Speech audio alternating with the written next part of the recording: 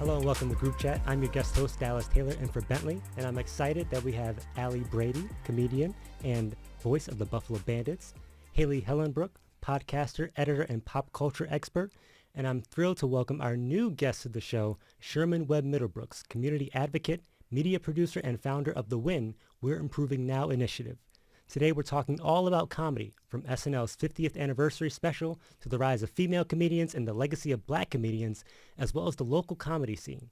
But first, the traditional question here on Group Chat, what is your role in your own group chats? We'll start with Sherman, our new guest. Your group chats that you have, Wow. what's your role in there? That's funny. So in my group chat, I call myself the quarterback. Okay, Yeah, all right. yeah, I'm definitely the quarterback of every group chat I'm in. You know, I get things going. I try to put my folks, in the right position to succeed, but also I'm the one that's stirring the pot too. Okay. So if it's a joke that need to be made, emoji that need to be sent, if somebody in there ruining it with their green bubbles, I'm gonna call out. Yes. Yeah, So yeah, you're also against the green bubbles. You got to make sure everything is blue. that's a fact. Yes. Yeah, That's blue absolutely- bubbles. Yeah, always Yeah. blue bubbles. Always Any other blue bubbles here? Blue is iPhone, Blue. right? Blue is Yeah. iPhone, yes. The official sponsor of Group Chat now? No? Yeah. Okay. Yeah, as long as, I'm an iPhone as well. Okay. That sounds like I made that up right now, but it's true. I am a blue bubble person Try as to well. fit in. Yeah. I don't even have a phone, but it's okay. What are you like in your group chats? Are you the I'm initiator? I am not the initiator. I am the will chime in when needed. Now that sports are kind of done, it's calmed down a bit. So I'll throw in a thumbs up or a heart when it's necessary.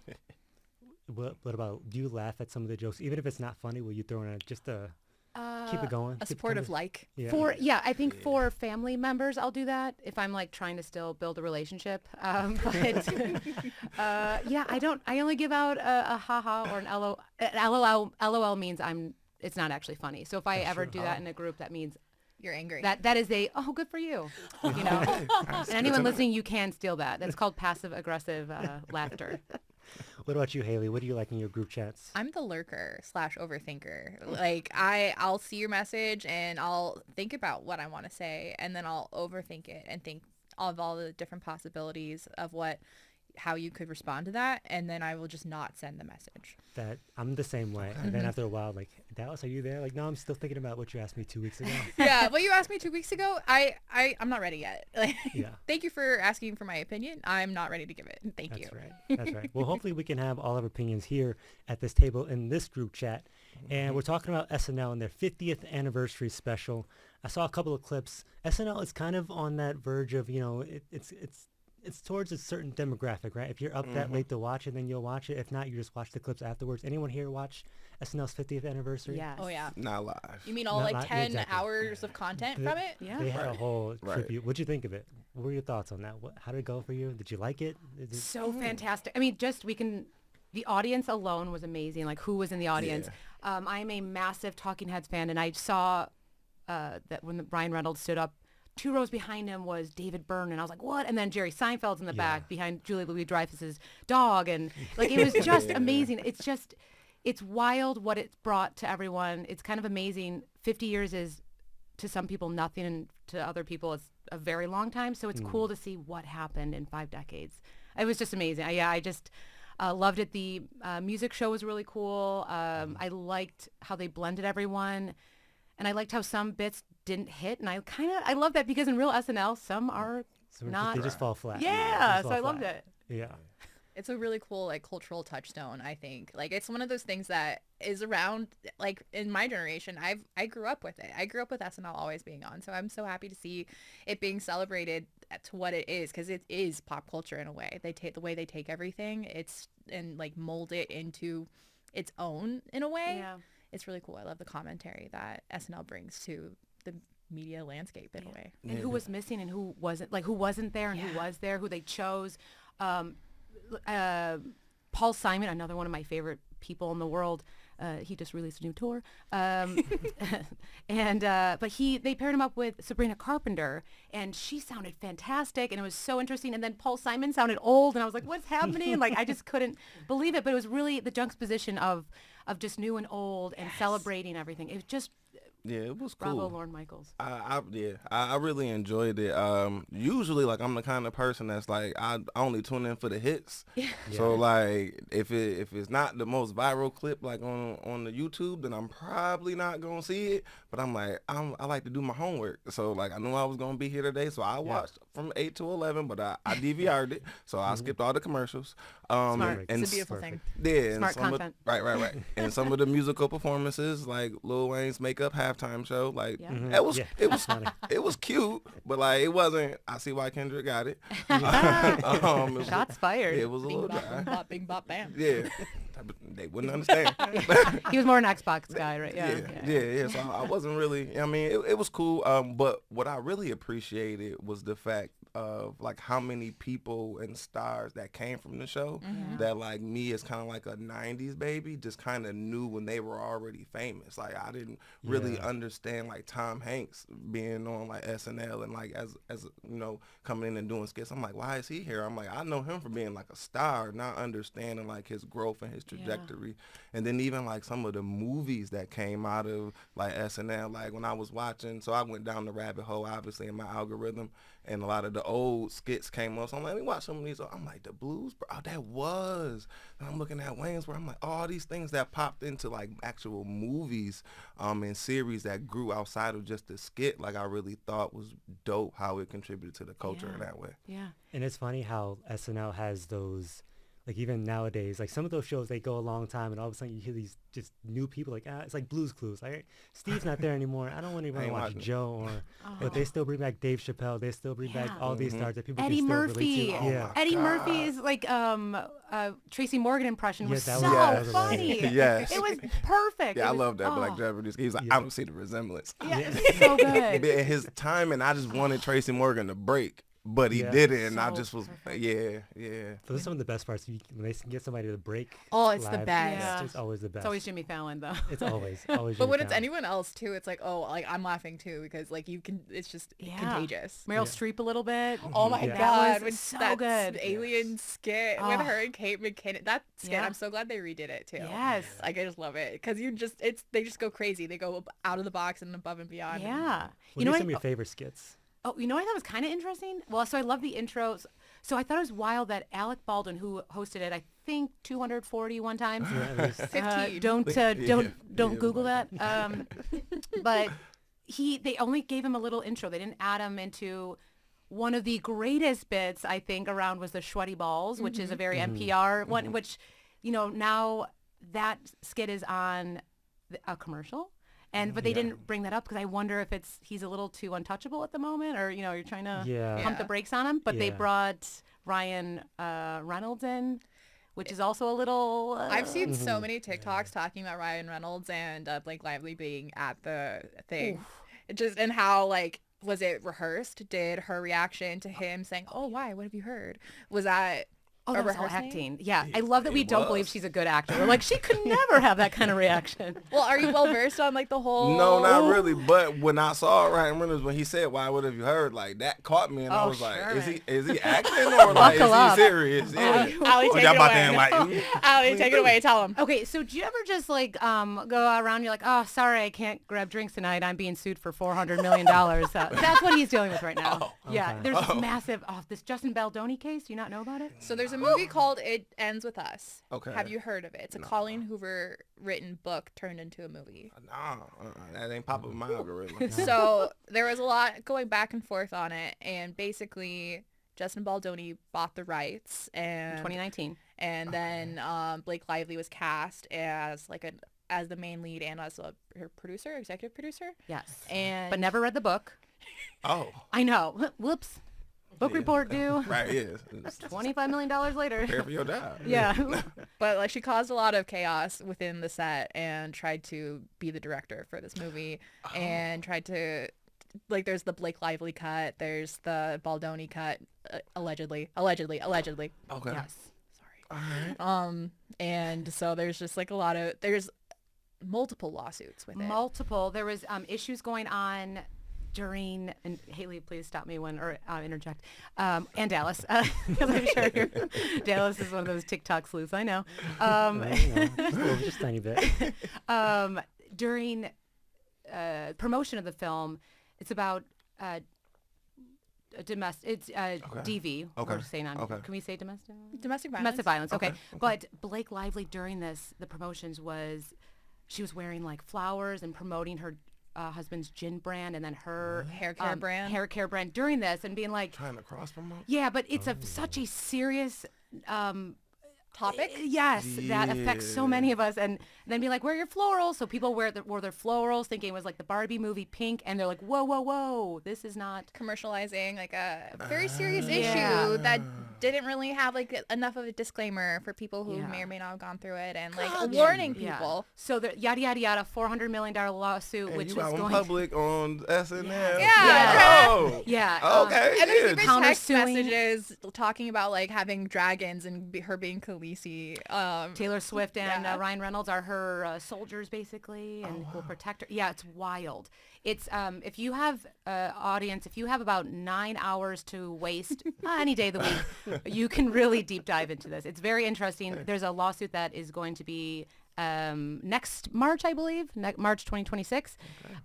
So I wonder if it's going to be settled beforehand, but very interesting. And Sound like a good way to spend your shift at work if you got 8 Exactly. hours. Yeah. yeah, But yeah, so they were at SNL and right. and so Ryan was like, "Oh, what have you heard?" And so that was the Oh yeah, they're like, "How you doing?" And he's like, Yeah. "What have you heard?" Yeah. And so the fact that they brought that up was just like kind of weird. but- Oh, and the other issue is that Scarlett Johansson is married to Colin Jost, who's a head writer, and she used to be married to Ryan Reynolds, who allegedly left her and then got married to Blake Lively. It's a real group chat. And so it's like you take your ex-husband is going to your new husband's work, which that's another like, oh, it's so layered. I very love it. sticky, very sticky. I love it. So, I yeah. love other people's drama. You know, so if you were wondering, like what was that whole quibble about? That's you only find that out here on group chat. Yeah. You're welcome, everybody. So speaking of celebrities in the audience, I saw, like you mentioned, Jerry Seinfeld, and I also saw Adam Driver. I saw he was in the Yes, audience, yeah. and then Jimmy Fallon, of course. Like, was anybody that stood out to you that you saw there? Jack White. I saw Jack White sitting next to Ray Romano, and I was like, "Oh wow, I wonder what they talk about." Like think That's about like what they talk about sitting Heard. next to each other. Like, what does Jack White talk about in his like everyday life? Probably parenting a little bit. Yeah. Yeah. I know he's like a massive Beatles fan, so I was just thinking he was like geeking out when Yeah. Paul McCartney came out. That's another thing. I saw Paul McCartney's wife. They showed her at the end. She is from the great state of New York. You got the ESPN facts on I all the just love it. celebrities. Oh, Okay. I'm Allie's a thesaurus. yeah. The car facts. Or I didn't have a lot of friends growing up. Whatever, but take it more positive. I like She's it. just prepared. She's just prepared for the podcast. That's what it is. That's what's up. Yeah, that's it. So SNL, they have a lot of catchphrases. Any catchphrases that you remember? Anyone that stick out to you that maybe you saw or heard this weekend and brought back memories? Wah, wah. Yeah, Debbie Downer. Debbie Downer. I love that I skit. never saw a Debbie Downer skit before then. Really? And then I went back and I watched the Disney one. I guess With that Lindsay Lohan? Yeah, that she thought that she got in trouble for. And like I was watching that, I just had to keep rewinding it because I just love watching folks break. Yes. And I was like, oh, get it together, get it. But yeah, that was excellent. And then I got into the comments and I was reading the comments about how she went and did an interview. She thought she was going to like lose her job, but everybody was like, that's what made her a legend. So I was like, I could see why that was like a legendary skit. Just if you can make everybody break and run off, like, yeah, her facial expressions was just top tier. Was that just Robert De Niro's general facial reaction, or was he? I feel like he was about to break at some point. I felt like when he reached over and did like that slow motion kind of like half choke, I was like, is he like, what is this part of it, or is he like he ran out of like chops or something? I don't know what's he doing that for. But yeah, that kind of threw me off. Debbie Downer is a fun one. I also like Black Jeopardy. That's my thing. yeah. Every time that comes up, I'll watch that skit. And Molly Shannon, Superstar. Yes. That was one that growing up, my aunt used to always like go into parties and just randomly do the pose like Superstar. And also seeing her with Bad Bunny in the Domingo. Yeah. Yo, that was uncomfortable. Like borderline inappropriate. It Mom wasn't. at weddings? She crossed that border. I kept watching. I'm like, ain't no space between There's them. no space. No space. Anything between on them. Peacock though. Yeah, he was on Peacock, all right. She sure was. Speaking of Peacock, I had the worst time watching throughout different screens in my home. Like, Peacock, do better. I'm trying to watch 4 hours of your content and you're making it hard for me to start and stop in different, I want to watch it on my phone. Oh no, I want to watch it on my computer. Oh no, I want to watch it on my TV. But it kept restarting it, and anytime I wanted to go to where I was, it would give me 5 million different commercials, and I was really angry about it. Oh, no. God. YouTube Sorry. Premium over here. I'm sorry. Yeah. They got to get their money. I can't do commercials. Don't sell me nothing. Smart. Yeah. Smart. Yeah. You're missing so much though. And my daughter tries to run and show me everything, so I'm not missing much. And I watch sports, so I catch a commercial. Yeah. But they also in SNL 50 infiltrated all the commercials that they did on Peacock too, like the Californians, you know. Oh, yeah, they did yeah. a BMW whatever it is, electric bus commercial, Yeah. on the 105 and the 409, 405. yeah. But what about the montage too? When they went over all the classic commercials, I thought that was excellent. That was so good. Especially then I had to go back and rewatch the Stevie Wonder one in this entire. I'm like, oh, that really was Stevie Wonder, and just how everybody just some of the fake products that they had was just kind of Oops, I crap my pants. Yeah. One of the best. Or mom jeans too. Which are now a thing. I feel like it became a thing after the commercial. Yeah. Maybe. I think Maybe I not. think the people that brought them out never knew how unflattering they are. And again, we will recognize this eventually, but not right now. They are more comfortable. They lift and separate. They are fantastic. Okay. But also, John Mulaney's airport sushi skit. Oh, it was fantastic. Yeah. I love how anytime he's on, you can count on there being an over-the-top musical number that is just absolutely ridiculous. That was Yeah. Lorraine doing the what was it? Pete Davidson's character. What's his Chad. Chad. Yeah, Chad. Yeah, I watched that. Yeah, that was an interesting Okay. skit too. Yeah, okay. Yeah, okay. Yeah, I'm like, how is this getting over? Yeah. But it's getting over. Yeah. I'm like, this is so simple. It's kind of brilliant, but Yeah. I'm not allowed to talk about Pete Davidson in my household because I made him a sim on my Sims game, and my boyfriend found out about it, and he was not very happy. So I had to kill him in Sims, and I'm not allowed to talk Oh about it. no. R.I.P. Wow. good thing we ain't at home. It was Yeah. a strike by lightning fun, just so you know. Oh. Yeah. Did he come back as a ghost on the set? Yes, actually. Yeah, I Wait, played the same you didn't hear that, Carter? yeah, I be on my Sims too. Never leaves. Adam Sandler's tribute was really special, really funny, but also The song? you think, and then just even closing with Chris Farley, which Yeah. you think about. It's really Yeah. kind of beautiful to think about someone so impactful, and even as a friend to him, that he loves him so much that he's still And that just a legend, that physical comedy. Yeah. And then I think what was the David Spade too was great. the irony? I think it was Belushi or somebody who did the you don't get me to messing up the names or whatnot. I'm still figuring it out. But whoever was the first cast member to pass away, they showed that Gilda Radner? no, when they It brought was Jim Garrett Belushi. when they brought Yeah. Garrett Morris out, because again, I knew Garrett Morris from Martin and from the Jamie Foxx show. I didn't know Garrett Morris was the black dude in the 70s on Yeah. SNL. I Yeah. just know him from, like I said, Jamie Foxx and Martin. And so I'm like, Garrett Morris, he 80 some odd years old. But when he came and sat down and to talk about how Belushi did the skit where he walked through the cemetery and was talking about how everybody passed away and they did this and they did that, but the irony was he said he outlived them all, but the irony was he was the first one to go. And so for me, that kind of was like, how did they made this somber moment kind of ironic, but it wasn't too sad. You could still kind of see the humor and the irony in it. But for me, I just felt like for folks who probably really, really are like super fans, I can probably try to empathize with how that moment might have felt for them. And that's what I remember SNL being there was true satire. Nowadays you just go for the joke. Yeah. And back then it was they were telling a joke, but also there was some real meaning behind. Yeah. We're making this funny, but there's something there's some truth here that we're trying to slip under at 11 p.m. Did you late hear at night. the intentionalness of Bill Murray doing the top 10? Did you hear about this? No. So Norm Macdonald is my favorite comedian of all time, but he's also my favorite Weekend Update host, as many people love Norm. But Legendary voice. so Norm would do this great thing where he would pause. So he really got fired because of the OJ OJ's, stuff, yeah. which is another great deep dive. But he when he revealed top 10 favorite hosts, he pulled Norm Macdonald's name, but before he said it, he paused a little too long, which is the best, and then he pulled and did Norm Macdonald, and that was intentionally for Norm's pause. Norm. Yeah, so I thought that was really special too. Yeah. I love a good callback. It's sweet. I Yeah, know. I love a good So callback. smart. Yeah. And just the joking with Colin, like, all right, Oh, Colin, you could be on here, I Colin. know. So good. It's Yeah. so good. Yeah. Any skits that we missed that they didn't show, they didn't have? Gilly. Cute. Gilly is one of my favorite skits that Gilly. Kristen Wiig would do. Anything Kristen Wiig, honestly. But Gilly, did you put so and so's hair in the toaster? Sorry. Gilly. Yeah. The Target. I was a big. I thought they would do more with Dana Carvey. Yeah. Yeah. I was very happy that Jack Handy was on because that was. But I wish they did more with Schmeigel stuff. What was a little Sherry O'Terry? I missed some Sherry O'Terry. Yeah. You know. I would have loved the Wayne's World. Oh, I yeah. would've Michael loved Myers Wayne's was World. there. He was I saw him there. with Then the came and beautiful did. white Then he hair. did. Then he do. Was that the hair, the Bronx? the Linda talk show. Richmond. Yeah, Linda Richmond. yeah, coffee Yeah. talk, whatever it is. So Yeah, good. thank you. I be trying, you know what I'm saying? Audience Sherman just did the best Linda Richmond hand flip.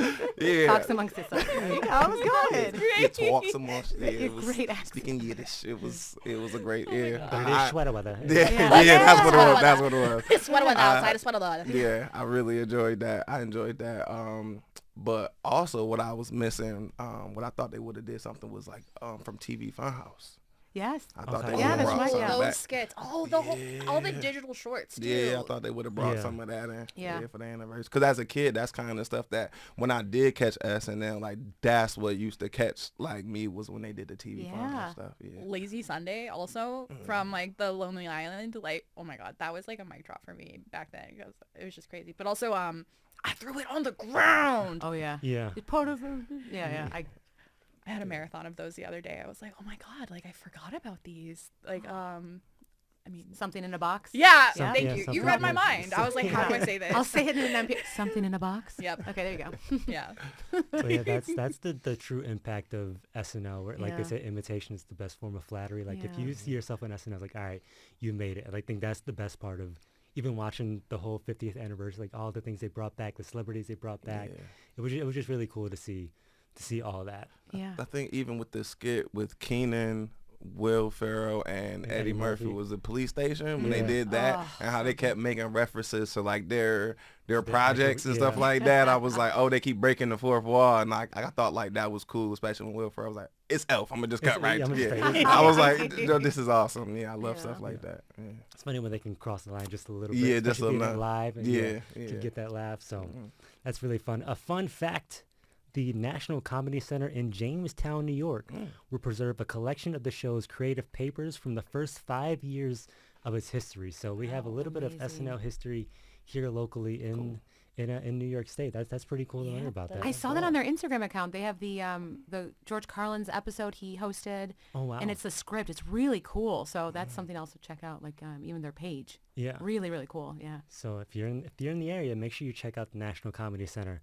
A lot of good history there. Have you ever been there? Or- Amazing. It is. I haven't They been do. there yet. It's like an interactive thing where you can like go in like what is it? The continuum. Yeah, in the blue room and yeah. It's You go in and it's your own experience and you can like actually have like a comedy routine. It's really interesting. It's really cool. I did Flip Wilson. Oh, yeah, I love it. Flip Wilson is See, great. there you Yeah. go. That's what's up. You're giving us too much energy, Dallas. Too much. Just a little bit. All right. So with that, we're just going to take a quick little break. When we come back from the break, we're talking about the rise of female comedians and the legacy and impact of black comedians. So don't go away. Support for Group Chat is provided by our members and by the National Comedy Center. Every time that we breathe in now, there's a new beginning. We're soaring away, we're starting today. So dive with me. We're alive, alive, alive. We're alive.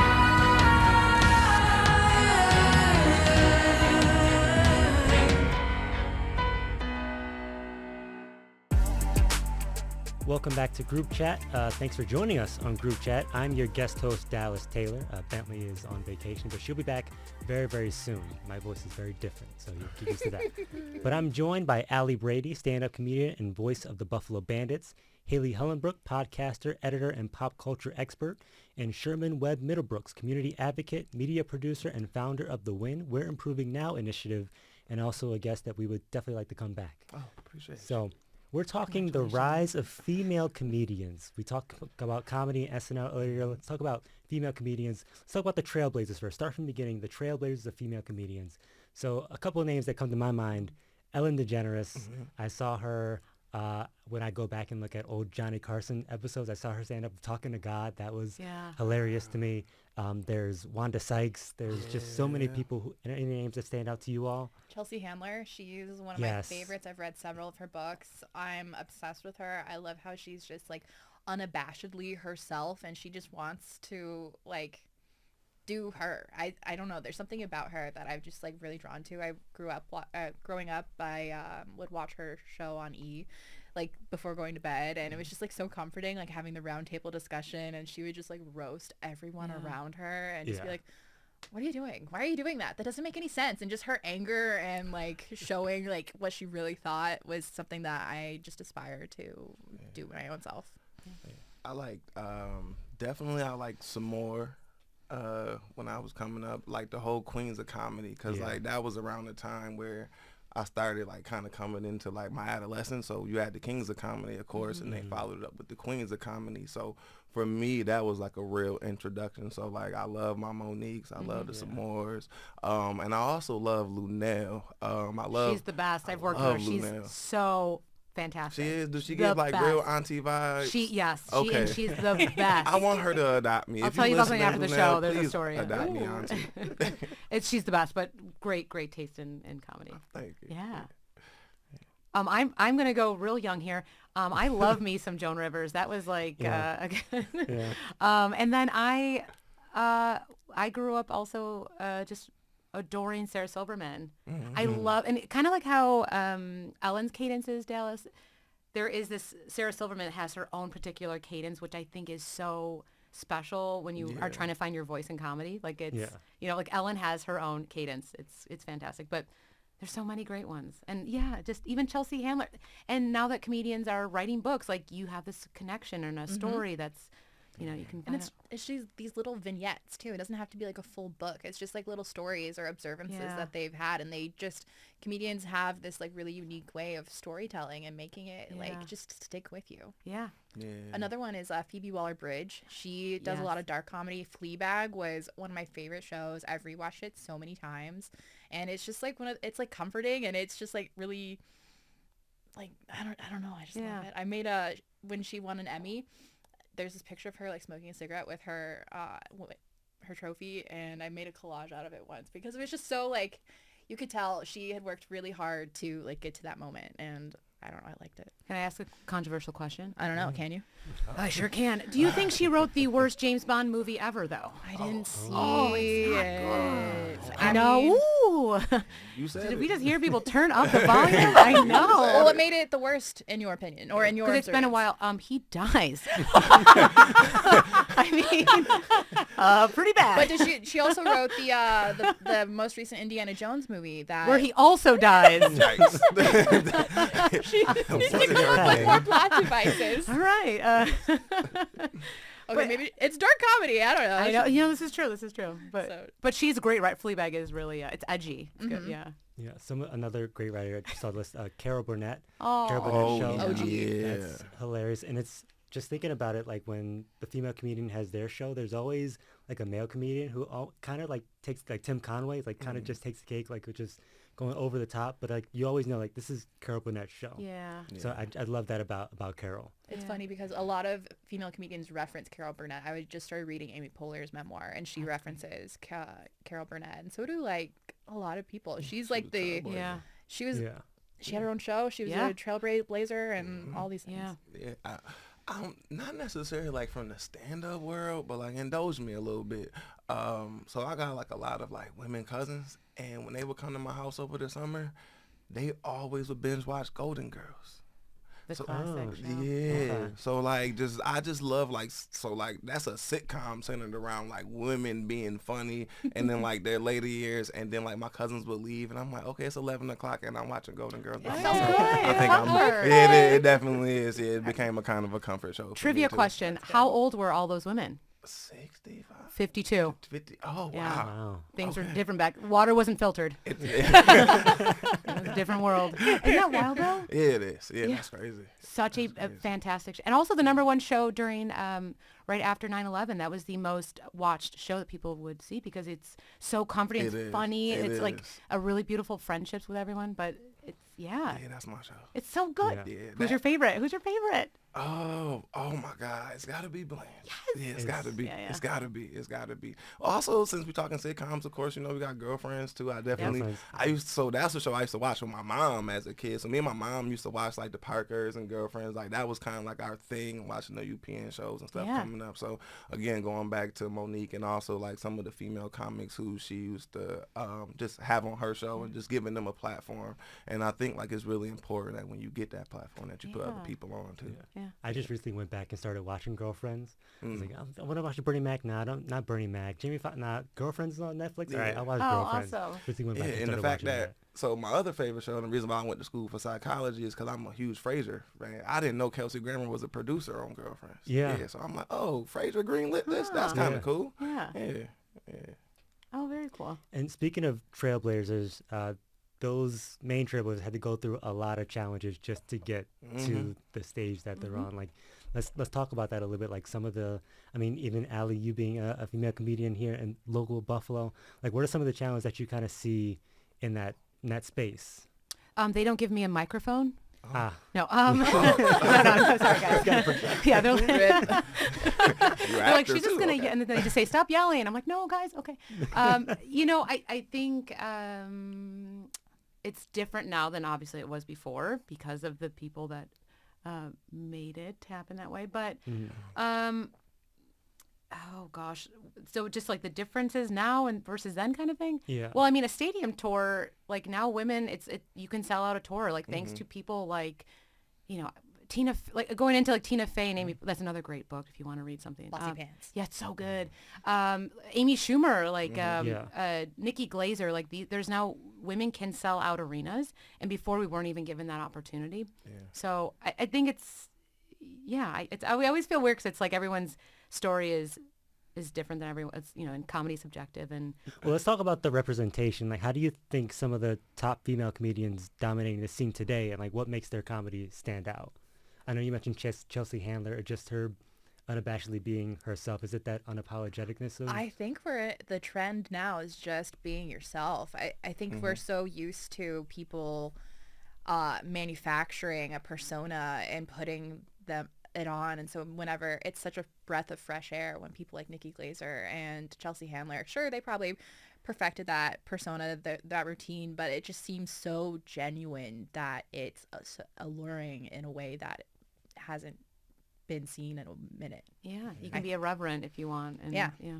Yeah, I think it's cool. I think so in addition to what y'all saying, I think the other way a lot of women have began to like blaze a new trail is through like a lot of writing. Yeah. So again, like the more we having this conversation, the more I realize like I consume a lot of TV and shows and stuff. So like I think like there are a lot of like women who are writers on shows that just write for like male characters, female characters. They're just writing shows. And I think going back to Wanda Sykes, like one of my favorite shows on Netflix is The Upshaws, where her and Mike S. But like to see like she's the primary writer on that show, and like you can kind of tell like, oh, I enjoy her stand up, so I enjoy her shows that she's writing. You know what I mean? So just thinking about how do you pivot? How do you grow into like that producer role, that writer role, where you have more creative control, and then you're becoming more of a platform, and instead of just being a worker in the field. So I think like that's another place where we've seen like a lot of women grow too. A great point. Yeah, if you didn't have the opportunity to be the head writer or a showrunner, Yeah. you know, now we do, and now that's a really great point. Yeah. It's also just a way to stay in the game because, and especially in comedy where if you're at the top, Right. you're only there for a little bit, then someone else is coming to take Oh, your yeah. spot. And now you stay in the game by, let's become a writer. Like Wanda Sykes, she's been in the game for a while and she's still up there, a name that you recognize, name that you go to. Like she's still in commercials, doing TV. Now she's writing, so. Well, and I think about, now we probably still can't say his name, but Louis C.K., massive star, right? Something very inappropriate happened. And then he did a show in Buffalo a couple years ago in a very small room that is like a dinner table kind of room. And now he's doing a show at a venue that's close with 160 people. So you went from, 18,000 people, sold out venues to this thing because you never. Yeah. You also need to be a better human, but like, That's part of it too. but it's interesting how, the top, you're only up there for so long and people are trying to take that spot from you. You know? And I'm thinking about too, just in the day and age of like social media. So like who are like the funny like female like skit comedians and stuff too. So I think what's the one young lady, Daphne Springs, she's a funny like skit comedian, and I seen that she was coming to Buffalo. She was doing like a show down at the Helium one day, and I'm like, oh, that's cool that like folks are making that transition from like the skits to like actual stand-up. So I think like that's a whole controversial though. I don't know if I agree with that because it's two different forms, right? I completely agree that it's two different forms, and I think it definitely takes two different skill sets. Well, different skill sets because there ain't no retakes when you up there on stage. And then you're getting direct feedback from your audience when you up there on stage. So I think it's definitely different seeing, and it makes me curious and I think that's part of the reason why they can put people in seats, because some folks are kind of showing up to see if this is going to be different than like what I get from you when you acting funny in the skit. So, but again, I think it's another platform for like women and people to like express themselves and get their art out there. Yeah. Do you think female comedians need to approach comedy differently from the male counterparts to gain mainstream success, or is there some equal level there? I think it's funnier when female comedians take male comedians' routines and make it funnier. Mm-hmm. I think that's I don't know if that's a special sauce or that's something that I found funny. I always say, again, it goes into comedy subjective, right? What is funny? Yeah, what is funny? Again, I don't, but everyone's story is different, and we're so diverse. We're this beautiful, diverse pool with like different genders and different just experiences, and I think that's what makes it funny. I don't know if gender specific does it, but yeah.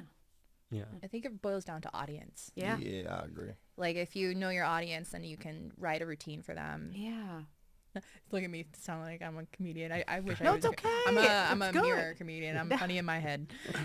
We all are funny in our head. Yeah, that's a fact. Yeah, I that's crack why we myself talk. up. That is true. Yeah.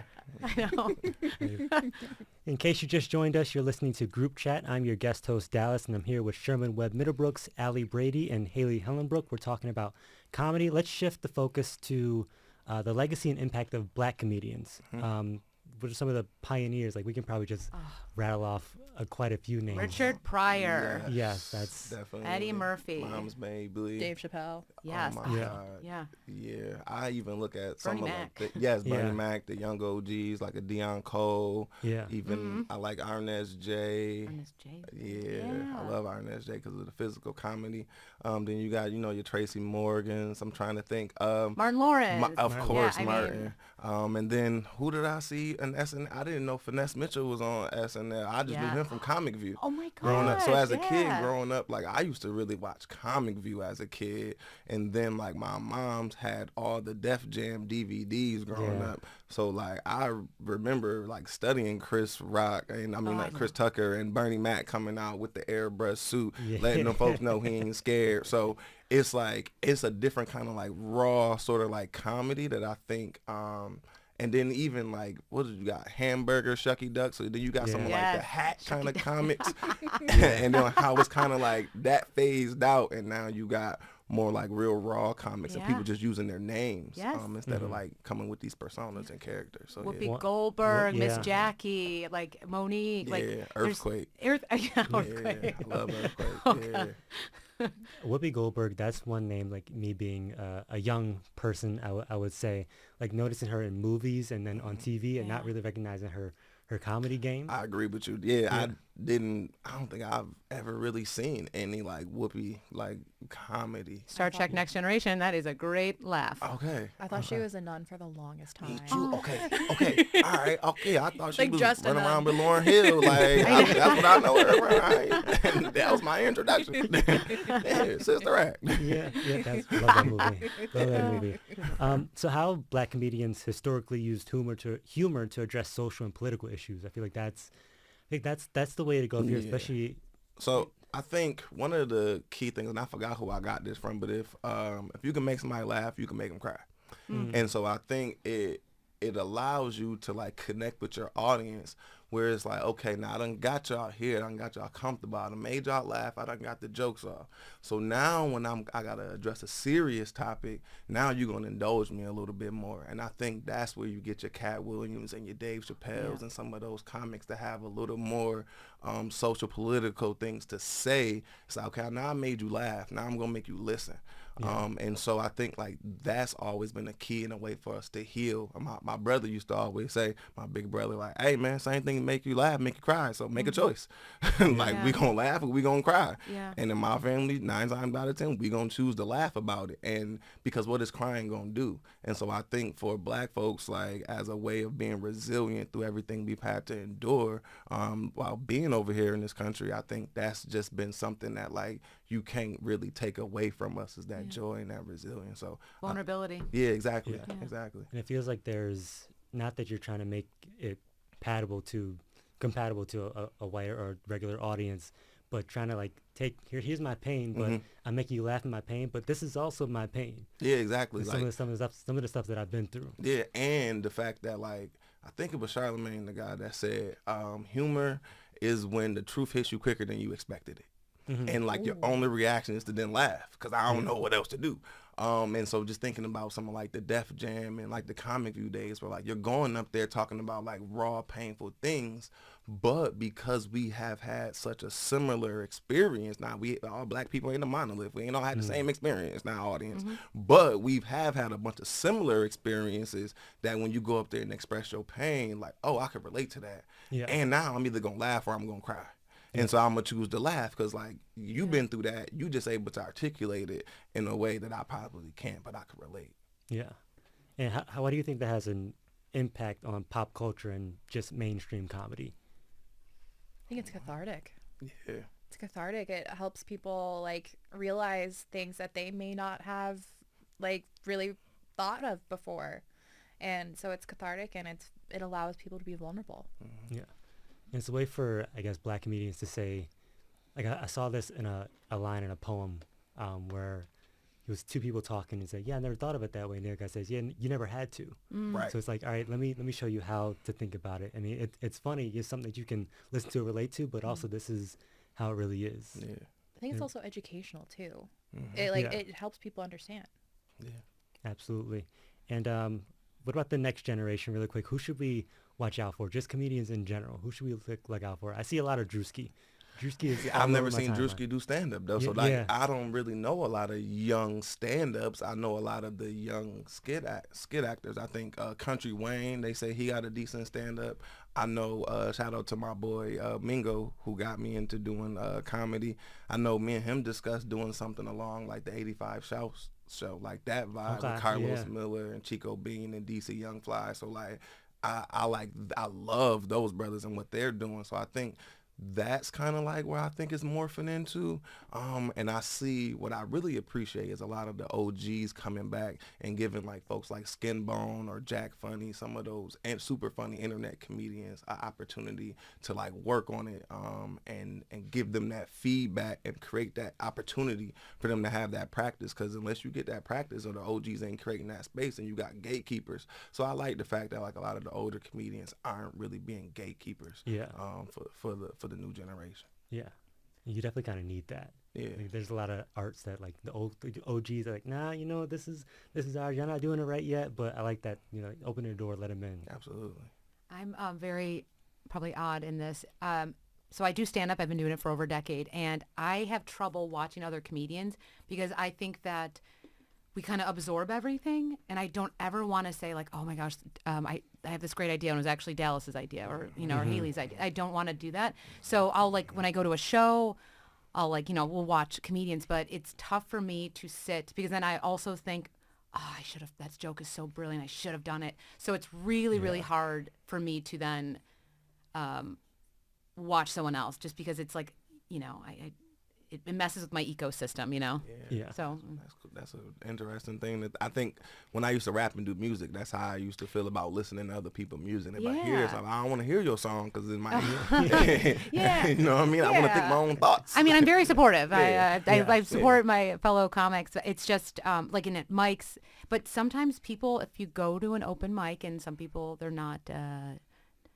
I always say there's a difference between a beat, a breath, and a pause, and that could be with anything, whether that's poetry or rap or comedy. So it takes, it could take you 6 months to write a 2-minute joke if you're lucky, So saying that, some people go in and they just trauma dump, and they're like, "This is what happened." You're like, "Okay, I'm really sad for you. That's not funny." Yeah, so I can't and sometimes that's also another thing with comedy is that people have these painful stories and they're trying to find the funny in it. They're trying to be like, no, it's kind of funny, right? And it's just really sad. So then you leave a 3-hour mic on a Thursday night and you're just go home really sad. And you're like, where are my dogs? I want to hug them. So it's like, it is heavy sometimes. So that's why I can't really watch too many comedies or comedians, but I still watch my Dave Chappelle's and my Chris Rock. We're going to talk a little bit more about that after the break. When we come back, we're talking local comedy from open mic nights and names to watch out for. Buffalo's comedy scene has a lot to offer. So up next on Group Chat on WBFO, we'll be right back.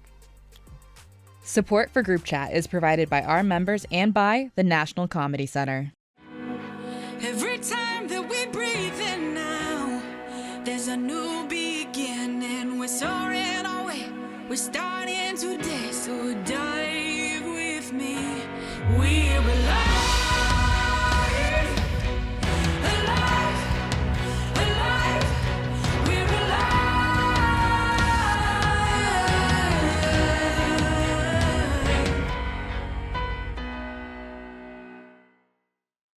Thanks for joining us on Group Chat. I'm your host, Dallas Taylor, in for Bentley, and today I'm joined by Allie Brady, stand-up comedian and voice of the Buffalo Bandits, Haley Helenbrook, podcaster, editor, and pop culture expert, and Sherman Webb-Middlebrooks, community advocate, media producer, and founder of the Win, We're Improving Now initiative.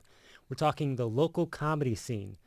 So what's the comedy scene like in Buffalo? Any rising stars or open mic people? I'm looking at a couple. I won't point them out, but I'm looking at a couple. We got some open mics in town. So I'm finding that out personally. I guess I'm new to this. So stand-up comedy has been something that's been on my bucket list for the last few years. Something that I've only shared and confided in people who I really trust. And one of those people who I found out maybe I shouldn't trust so much was my boy Mingo. So shout out my boy Raymond Mingo. He's a upcoming stand-up comic here in the city. But went to grammar school and high school with Mingo, and he's a character, a wild dude. Definitely not a family-friendly comedian. But I'm just giving you that disclaimer if you want to check my boy out. But he wanted me to support him at an open mic. So I'm like, of course, bro. I do men's support groups. So he came to my men's support group, and, we were talking and chopping it up. So I wanted to support him. He supported me.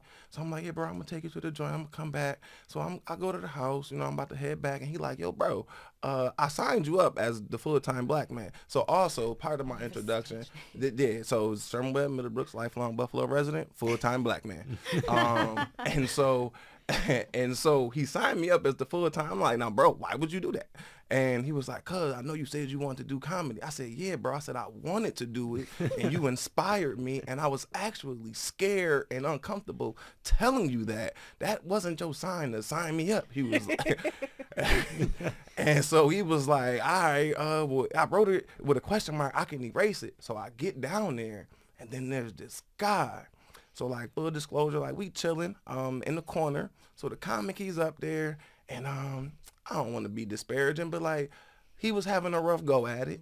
And so he kind of looked over and was like, all right, I'm going to go into my race material. I'm a little scared because of the black corner. I was sitting in the black corner. And so when he was he was going into his bit, and it just wasn't landing. And it was kind of like he was walking right up to that line. So I went from being like a little nervous to like, let me at him. Give me names. Yes. Give me names. I don't remember his name. but I don't remember. And if I remembered it, I wouldn't have no problem saying it. But he did say his alter ego was the racist. So I was like, oh, this is going to be good. So that's when my black spidey senses started tingling. I'm like, I should really listen to this guy. But so he did what he did. Then we went up, and when they introduced me as the full-time black man, and he was like, only full-time, not part-time, 40 hours a week. And let's just say, like, my response isn't appropriate for public broadcast radio. But I let him have it. His face dropped. I got my first laugh, and I was like, oh, I settled in a little bit. Yeah. And that began my journey. Then my boy went into his inappropriate material about how we like to support independent contractors. In the year of our Lord 2025, look at us. That's right. You know what I'm saying? So, Yeah. yeah, exactly. So we went on and indulged in that topic and got the room back into a happier place. But yeah, after that, I was like, all right, bro, yeah, let's do this. Let's do something like this. So that was like my first story, Good. you know. I scratched my first itch, and it was good. See, That's cool. but isn't that amazing just to like take down a jerk? I love it. Good for you. Yeah, I've always been, I know I fancy myself kind of like I used to be a bully. So I'm a reformed bully. So now that's why I work with young people and I get back to the community because I feel like I owe. So like now I'm a protector, and I learned that my name, Sherman, means shepherd or sheep shearer. So when somebody approaches my people, I have to step up to the wolf. So if I got to step up to you with jokes, then you're going to get these jokes. Yeah. And if anything else, I'm okay with that too. But I love that. I used to have dandruff, so it's very different than what you. But no, that's beautiful though. Thank you. Yeah. Yeah. Yeah. So, what's it like being behind the mic? Like, I know I did stand up one time because I do a lot of improv. Okay. So I just went up, no material, and just improv'd it. Didn't go as well, but I also did it with somebody else. We kind of like the duo kind of thing. That didn't work as well. Oh. But nowadays I just do poetry, like You're poetry. so open good at mics. poetry, Thank though. you. Oh, you're so good And at just it. being your up there, poetry. and it's the same vulnerability as comedy. Like you're up there just spilling your truth, and hopefully you get a reaction from somebody, whether it's a laugh or a snap of the fingers. Like, what's it like being behind the mic for everybody else who does the open mic stuff? Allie, you take Oh, this one. I'm not a comedian. Well, no, it's empowering, and it's sad, and it's exciting, and it's weird, and it's nerve-wracking. I find it to be so creative. It's that, I like crave it. It's really beautiful. I think it's beautiful and fun, but it's when you are able to make a room of comedians laugh, it's just the best. Every time I do a show, I'm always nervous. I'm always backstage, and I think, what am I doing? Why am I doing this? I'm not funny. Like, what childhood trauma caused me to do this? Like, and then I get in that mic, I hold it, I adjust, and then I do my first line, and then I exhale, and then I don't black out, but then I kind of just get into automation. Right? Yeah, and there's this comfort, and that's really special. I don't know. It's It's like the sun is shining on you. Yeah, That's how it feels. Ooh, I love that. Yeah, that's how it feels. Just feel like I'm sunbathing. yeah. It's like there's when I first started my first everyone, they say that when you do stand up for the first time, you're always chasing that feeling because there is nothing like it because it's brand new. Like, when's the last time you tried something for the first time and you're like, it's like skydiving, right? I mean, I've never done it, but I'm assuming it's like skydiving where you just like, oh my gosh, this feeling and like adrenaline afterwards. You're always chasing that feeling. You're always chasing that high. So that's what it is, I think, with stand up. If it's your calling. If it's not your calling, then you're like, yeah, no, I'm good. Like, The anxiety. Yeah, like poetry, I would be like, oh my gosh. Again, it's the difference between a beat, a breath, and a pause. Yeah. Like, that is so Or like wild, and that or pause is like- podcasting, like it's the same thing. It's You behind the mic on the podcast? Yeah. you know. Well, I went to my first comedy show recently as like a Christmas present. Okay. Because I've always seen it. I've watched plenty of specials online and everything, but I've never seen like in-person comedy. And it was Grace O'Malley at Helium. And it was really interesting. Carter, my boyfriend, got the tickets for us, and he was like, let's get VIP. And little did he know, VIP means you're at the very front. Ooh. They can spit on you. That's how close you are. Wow. And we Intimate, very what's it called? Crowd work. They did so much crowd, because it was also like a very heavy female-based audience. And so like Carter went with me, and he got picked on like several times because he was, but it was really fun. Did it give you the ick? Where you're like, oh no. No, it didn't give me the ick at all. It did not give me the ick at all. It was actually really fun and very like, I can see what you mean, like how it feels like a ray of sunshine on you. You can see like them bask in like the glory of the laugh. And if you don't laugh, or if someone just makes like a tiny comment, this girl next to me kept like responding and like heckling Grace, and you can see them react in real time, and it's instant. And Yeah. it's just like really cool. It takes But a while to get there, but yeah. Oh, Yeah. happy first. yeah, thanks. Yeah. That's what's up. Yeah. What about your first start, Allie? How did that go? Can you tell us about that? So I did something. I always, when people ask me if they should do stand up, I always say, do it, like go to a mic, but don't bring anyone you know, because your friends are going to laugh because that's what they do. So if you want to know like how bad am I or how good am I, like see if you can make a room full of people that aren't paying attention, pay attention, and you'll know quickly if this is the calling for you or not, because it is, it's real. And I did it in a room. That sounds weird. I performed. That also sounds weird. It's gonna keep getting weird.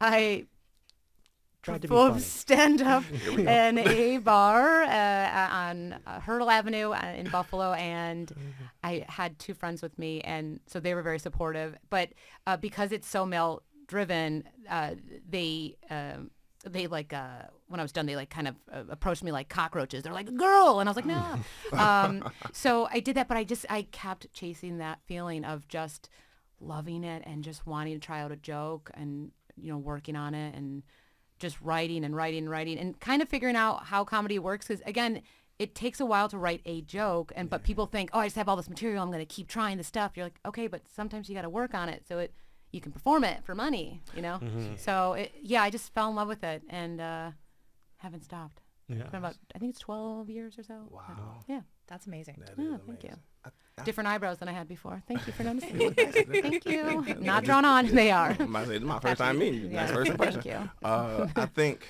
to your point, and it was very interesting being in that room, because right at the end of it, the guy who did all the racist jokes, like he ran over to the black corner. We started self-identifying as the black corner the rest of the night. And I wanted to tell him, like, actually, that was a good observation. Like, you looked around like, we actually not offended. And he was like, what do you think about my jokes? Like, how can I work on them? Then he went into his back. How can I be more racist? That's what he asked you?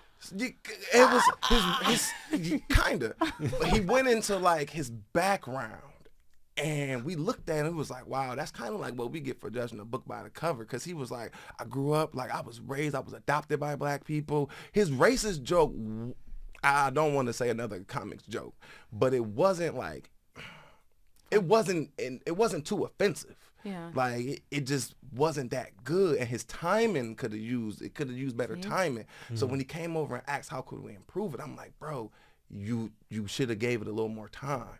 Like you kind of rushed into it. And so he was so surprised that we were so willing to give him feedback, but it was because he approached us with humility and just like, and he was vulnerable. So talking about vulnerability, he was like, I had this stuff. I didn't really feel comfortable working on it with y'all in here. So I addressed it, and I was thinking to myself like, as a, I would like to continue doing this.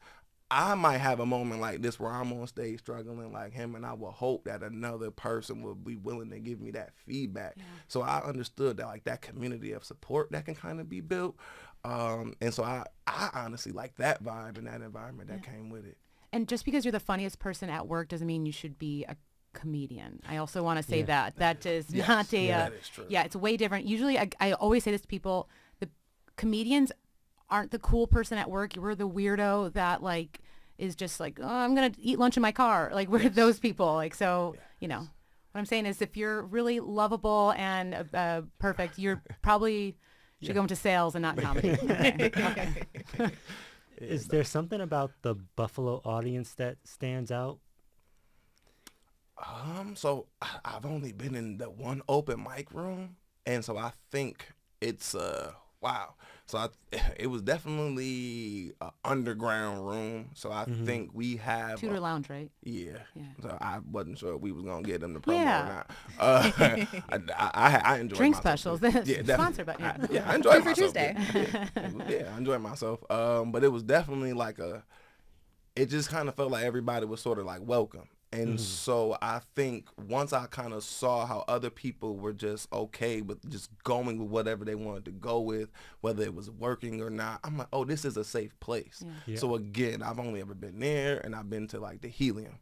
And so like for me, it seems like our crowd, like take it easy like on our teams. You know what I'm saying? Like if you out of towner, take it easy on us when it comes to that. Take it easy on the food. Like take it. We don't really like to laugh at ourselves too much, That's true. as like Buffalo folks. At least I've seen. So I don't know. Maybe y'all got a different experience. It's like messing with your sibling. I can mess with them, but if somebody else mess with them, it's like, yeah, we're not doing that. Right. I think as like performing in front of, it all depends on, I would say, what type of gig I would have. So I've done an Buff State auditorium, and that's a very different reserved crowd versus I did a gig in a music venue last week, 160 people. They were very excited, but they were not from the city. They were more like South Buffalo and South Towns. So that's a different audience than, they're going to be more conservative.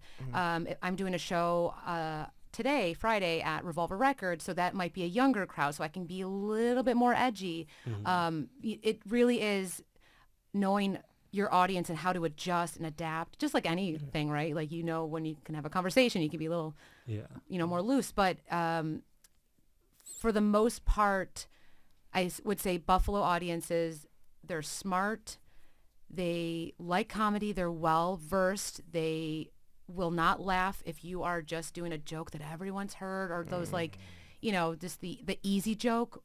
That doesn't work well in our city, which is great. And the same thing, I performed in Toronto a bunch. And for our Toronto listeners, like another amazing, amazing crowd. They have a good Absolute Comedy is a great club up there. But another really smart group of people, which is what you want as a comedian. You don't want to do just the women aren't funny. Like, yeah, we are. Like, you don't have to do those jokes, Yeah. I know it's the same thing in poetry. You got to read the room, read the audience. Like, all right, I got a audience, a lot of women. All right, let me get into my seductive poetry. If there's a black audience, let me get into that poetry. Like a lot of young kids, let me get into my more safer stuff, the funnier stuff. So there's a lot of reading the room, and it's a lot of fun just going up there, speaking of that vulnerability, just being up there and just you and a microphone. Yeah. There's nothing more scarier and exciting than just you and a microphone. Yeah, you Just a can bunch of ruin people. someone's day or make it the best. Yeah. Which is That's terrible. true. Yeah. That's true. As somebody, like, I host events, so I've never met a microphone or a camera like I didn't like or wasn't excited to like be in front of. So I always felt comfortable, but like I was telling my boy, like I make people laugh all the time, but never on purpose. Like I never sat out to like, I'm gonna make people laugh today. So I think for me that's the only difference. So like I'm used to public speaking, facilitating, hosting events, and being kind of charismatic in that way. And if I get a laugh, cool, but that really wasn't my intent. I'm just here to be the master of ceremony. So like now I'm trying to do it with a little more intention. That does provide that level of like anxiety and apprehension, but I'm a confident person, so I'm just gonna keep working on material. Yeah. I'm sure we'd love to have you back at this microphone for group chat. So. All right, I would love to be back. And final question before we close up this group chat on our cell phones. What are our plans for the weekends? We'll start with Haley. What's your plans for the weekend? Any plans? TV is back, so I will be watching the latest episode of Severance, Yellow Jackets, and White Lotus. Wow. Oh, wow. I got So- you on 2 out of the 3. Oh wait, which ones? Severance and Yellow Jackets. Oh my God, Friday has never been better. I'm so excited. Gotta Yes. get my psychedelics. Season Yes. 3 of Yellow Jackets. I What are can't your wait to see what happens with that crazy team. What are your theories?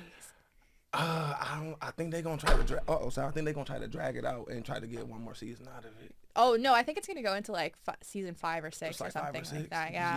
I think this might be the season where they drag it out. I hope not though. I hope not. I wonder if like the wilderness is actually supernatural or if they're all just crazy from like the mining water and all that. Yeah, I don't know, but once I started seeing cannibalism, I said, "Oh, this is a little more." It's so relaxing. It Teenage So girls interesting. on a plane crash. It's relaxing. totally Escapism. plausible. Yeah. It's definitely escapism. Oh, man. When you jump from like the present to like back when they was in the woods. Yeah. I think it's such a unique angle though too, because you get to see, who survived or like almost all who survived. It's really That was the good. last episode of Yeah. Lost. Okay, cool. No, it is kind of like Lost in a way, but also Yeah, yeah. Severance is really good too. Have you guys Yeah. seen Severance? Uh-uh. You need to watch it. Give yourself some time to tap into it. Do yourself a favor. It's spring training. Yeah, Pitchers, yeah, pitchers and it's catchers great. report. Oh wow. Mets fan. Yeah. Yes, Good I know. season, Go.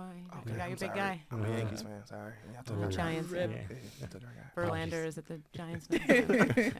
But yeah, I'll be watching TV and relaxing and sleeping. I like that. Those are my vibes. Maybe I might make a loaf of bread. Okay. Focaccia. I'm a focaccia girly. Yeah. What about you, Sherman? So I'll be out in the community, doing my job as the full-time black man. So I'll be out there. One of my friends is running for school board election, so I'm going to be filming his fundraiser event for him, just kind of like my campaign contributions. I'm going to do a recap video for him for his event. And then another friend of mine is having like a local public speakers kind of like party networking event. So I need to do a little bit more of that, like that networking. So I'm going to do a little bit of that this weekend. If I have some time, I would love to check out Allie's show. Yeah. I want to go to that too. Ooh. Yeah. Speaking of which, Yes. Allie. I have a show tonight at Revolver Records on Elmwood Avenue. It's at 8 p.m. There's a really, really good group of, I would say, all-star comics that are performing. And it's a really, if you also like music, it's a great vinyl store. And I'm also doing a show at Road Less Traveled. It's Unscripted, which is a improv show. And I'm not an improv person, so I'm just going to start working on yes-anding things this weekend. And it's also my two good boys, my dogs. They turned 8, so I'm going to celebrate them this weekend with a birthday party for the 3 of us. I love that. So yeah, totally normal. And again, Hobo and hat trick. Hobo Christopher and Hattrick Jean's 8th birthday. Again, this is why comics are weird. Okay. All right. But wait, for your show, for those of us who have anxiety and want to go, what's the parking situation? Great Do we buy tickets in advance? So, most local comedy shows are just like, hey, you walked in, cool. Like, Okay. it's fine. So if you are by yourself, if you are interested even meeting people, it's a very, I would say, very kind community. Like, it's cool. You don't have to worry. You can go by yourself and go with people. I know they have adult beverages there. My favorite. It's, yes, adult pops and adult juice. And then they also have, it's a $10 cover, I believe. Okay. And shows at 8. Are there chairs? Oh yeah. Oh, I'm sorry. That was my next I'm gonna say there's probably some cool bistros. I'm assuming chairs. Okay. Parking again, Elmwood Avenue. There's some great side streets. Just park in the Lexington Co-op's parking lot. They'll never know. Smart. Don't do that. But yeah. So 8 o'clock then. All right. Yeah. All right. Cool. I might be doing some poetry at the Buffalo History Museum. They have an open mic tonight. Yeah, Buffalo History Museum. So do a little bit of open mic poetry there, and hopefully make it out to see a show. Yeah. Oh, very cool. Do they have adult beverages? I know they. Oh, I they haven't do. been there for a wedding and a few events. So I know that they have the capacity to do it, but For your event, will they have them? Not that you need it to do poetry, but They'll have clear water. But Oh, good. That's probably you're the about healthier it. option. Is there yeah. like a theme like for that. the show? I think it's centered around Black History Month. Oh, So very they just cool. want voices there, just local voices, local poets, local anybody. Just come there, speak some poetry, and if your audience want to listen, just sit there and listen. So Yeah. hopefully it'll be a good time. Love Really that. good Is time. that for their third Friday event? I think so. Okay, Yes. great. So it's like a absolutely. 5 o'clock, 5:30 sort of thing. It is starts at 6 to Okay, 8, great. 6 to 8. So yeah, Oh, cool. it'll be a really good time. Here's something that you all can do. If you want to see more programs like this and support more programs like this, visit protectmypublicmedia.org and sign up there. And in the meantime, we thank you for listening to Group Chat. We want to thank our guests, Allie Brady, Sherman Webb-Middlebrooks, and Helenbrook. I'm your guest host, Dallas Taylor. We hope you have a wonderful, wonderful weekend. Support for Group Chat is provided by our members and by the National Comedy Center.